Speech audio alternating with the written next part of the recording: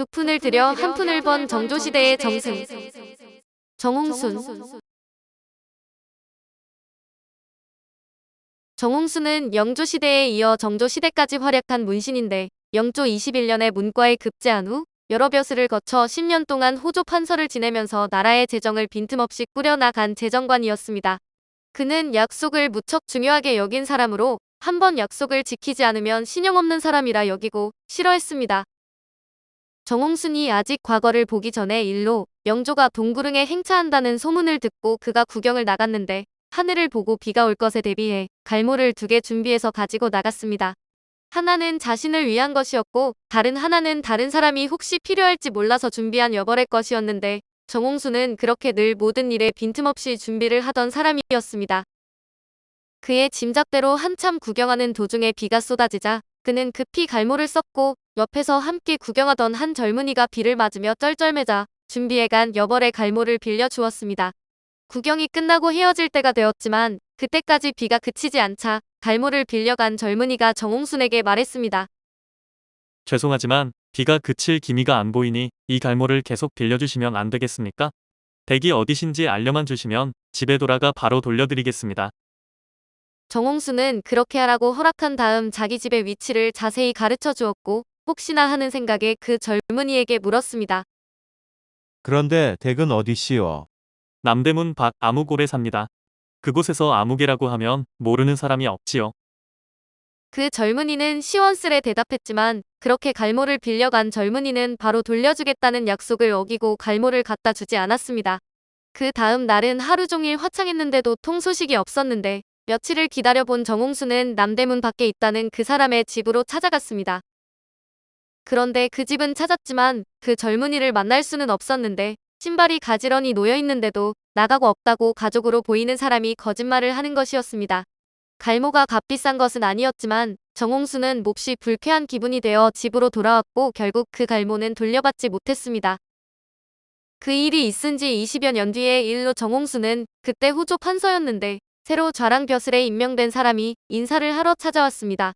그런데 그 사람을 자세히 보니 옛날 자신의 갈모를 빌려갔던 사람이 틀림없었는데 정홍순이 그 사람에게 말했습니다. 난 자네를 본 적이 있는데 자네는 기억이 없는가? 그 사람은 고개를 들어 정홍순을 보았지만 얼른 기억해내지 못하는 것 같았습니다. 나를 본 적이 있을 뿐 아니라 나에게 빚진 게 있을 텐데. 정홍순의 말에 그 사람은 더욱 어리둥절한 표정이었습니다. 오래전에 임금께서 동구릉을 다녀오실 때 내게 갈모를 빌려 간 일이 있었는데 기억하지 못한단 말인가? 그 말에 정홍순을 한참 바라보던 그 사람은 화들짝 놀라며 고개를 다시 숙였고 떨리는 목소리로 말했습니다. 죄송하기 그지없게 되었사옵니다. 사실은 그게 그 사람이 변명을 늘어놓으려고 하자 정홍순이 정색을 하며 그의 말을 가로막고 이야기했습니다. 길모가 하찮은 물건에 불과하기는 하지만 아무리 하찮은 것이라 하더라도 남의 것을 빌려 쓰고 골려주지 않는 것은 신의가 없다는 말이 아니고 무엇인가? 그렇게 신의가 없는 사람이 어찌 나라의 중대한 자리를 차지하여 일을 할 수 있단 말인가? 뭔가 잘못된 것 같으니 일단 돌아가 기다려보게. 그 사람 어쩔 줄 몰라 정홍순에게 매달려 보고 싶었지만 정홍순의 말투는 얼음처럼 차가웠는데 정홍순은 그를 돌려보내자마자 파직시키는 게 좋겠다는 뜻의 그를 놀렸습니다.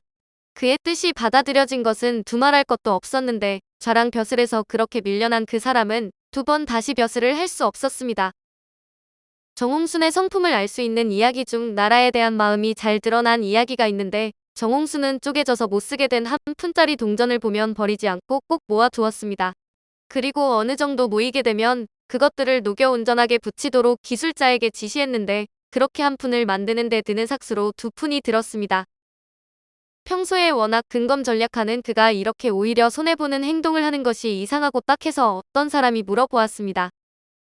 못쓰게 된 한 푼짜리를 온전한 한 푼으로 만들기 위해 2푼을 들이시다니 절반이나 손해보는 일을 무엇 때문에 하십니까? 그러자 정홍순은 빙그레 웃으며 대답했습니다. 나 개인으로의 한 푼을 손해보는 것이지만 국가적으로 본다면 이익이 아닌가? 한 나라의 재산감이 아닐 수 없었는데 이처럼 그의 근검절약하는 정신은 그의 생활 전체에 녹아 있었습니다. 정승이면서도 절약을 솔선수범하는 정홍순이었던 까닭에 가끔은 가족들조차 서운해하기도 했는데 딸의 혼례 때의 일이었습니다. 부인은 대감집 체면에 걸맞는 혼례식을 해야 한다며 명세서를 적어 정홍순에게 보여주었는데 혼수 비용과 잔치 비용을 본 그는 엄청난 숫자에 놀랐지만 시치미를 떼고 말했습니다. 알았어. 내가 종로에 가서 날짜에 맞춰 준비하도록 일러 놓으리다. 당신은 아무 걱정 마시오. 부인은 남편의 말만 믿고 물건이 도착할 때만 기다렸는데 아무리 기다려도 혼수감은 들어오지 않았습니다. 대감, 어떻게 된 거예요? 일러두셨다는 혼숫담이 날짜가 지나도 들어오지 않으니 일러놓긴 틀림없이 일러놓으신 거예요? 그럼 벌써 일러 놓았어. 근데 아직 물건을 보내지 않는다면 그 사람들이 내게 물건 값을 받기도 못하고 해서 일부러 그러는 게 아니겠어. 정홍순의 말을 들은 부인은 기가 막혔습니다. 그럼 어떻게 합니까? 혼례는 코앞인데? 어쩔 도리가 없지 않소. 아니, 대감께선 남의 혼사를 망쳐놓은 그 사람들을 보고만 계실 건가요? 허허, 부인도 참. 그럼 재상의 자리에 앉아있는 내가 한낱 장사꾼들과 다툼질이라도 하고 제 집안일로 그들에게 죄라도 주란 말이오. 공연히 이를 벌려 보았자 채심만 깎이는 일이니 입던 옷이나 깨끗이 빨아 그냥 보내도록 하오. 정홍순의 말에 부인은 더 이상 할 말도 있고 쳐다볼 뿐이었는데 드디어 잔칫날이 내일로 다가왔습니다. 그런데 일러 놓았다는 음식 역시 하나도 도착하지 않았는데 부인이 허겁지겁 정홍순에게 물었더니 그는 혼숫감 때랑 똑같이 말했습니다. 이왕 이렇게 되었으니 집에 있는 것으로 간단하게 술상이나 마련하시구려. 부인은 기가 막혔으나 별 도리도 없었는데 시간이 없어서 어떻게 준비할 겨를도 없었기 때문으로 그렇게 정홍순의 딸 혼례식은 더 이상일 수 없을 만큼 검소하게 치러졌습니다. 그 때문에 그의 사위는 장인을 볼 때마다 얼굴 표정이 좋지 않았습니다. 역시 재상의 아들이었던 그는 아무리 검소한 사람이라 할지라도 한나라의 재상이라는 사람이 자기 딸 혼례식을 그렇게 인색하게 치른 것에 대해 무척 섭섭하게 여겼던 것입니다.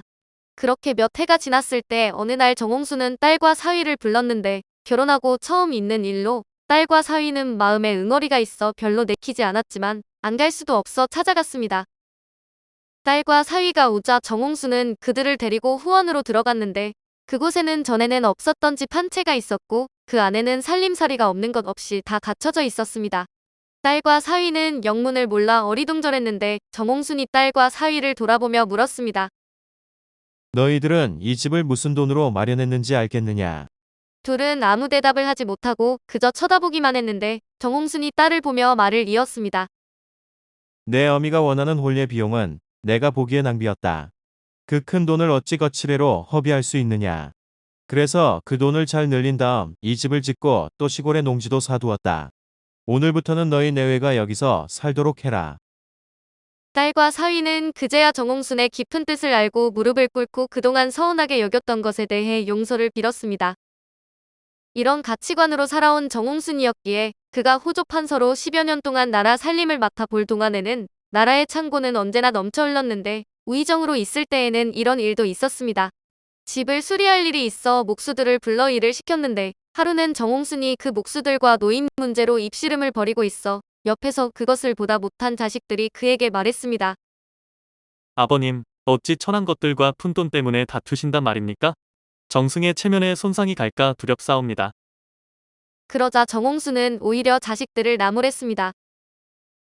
체면 때문에 이를 그르치는 어리석은 자가 되지 말거라. 하나는 알고 둘은 모르는 게냐. 한나라의 정승은 모름지기 그 나라의 모범이 되어야 하는데 내가 만일 노임을 턱없이 많이 준다면 그것이 바로 전체 목수의 노임이 되어 어려운 백성들에게 조차 그만큼을 요구하게 될 것이다. 그렇게 되면 백성들은 얼마나 괴롭겠느냐. 나 개인만 생각하거나 내 체면만 생각해선 안 되느니라. 아버지의 말에 자식들은 고개를 들 수가 없었다는데 정홍순의 빈틈없는 성품을 잘 드러내주는 이야기로 사도세자의 장례에 대한 이야기도 있습니다. 정조는 사도세자의 둘째 아들로 아버지가 억울하게 돌아가신 것을 철천지안으로 여겼으며 늘 가슴 아프게 생각해서 왕이 되자 그 당시의 간신들을 처벌했습니다. 그 당시 예조판서였던 정홍순도 불려갔는데 정조는 온조정이 아버지인 사도세자를 우습게 여겨 장례 절차를 소홀히 했으리라 생각하고 그 책임자를 처벌하려고 했던 것입니다. 그런데 정홍순은 사도세자의 장례를 치르면서 염습하거나 입관할 때 가장 좋은 비단으로 염습을 했고 그것을 조금씩 베어서 예조에 간수하고 있었습니다. 정조가 부른다는 소리를 듣고 정홍순은 그 비단 조각이 들어있는 작은 상자를 소매에 넣고 갔는데 그는 사도세자의 수의 절차를 묻는 정조에게 상자를 열어 보여드렸습니다.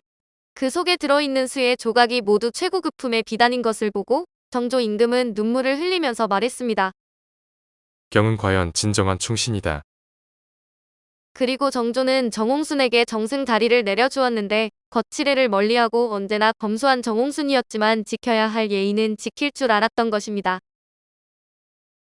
오늘은 두 푼을 들여 한 푼을 번 정조시대의 정승, 정홍순의 이야기였습니다.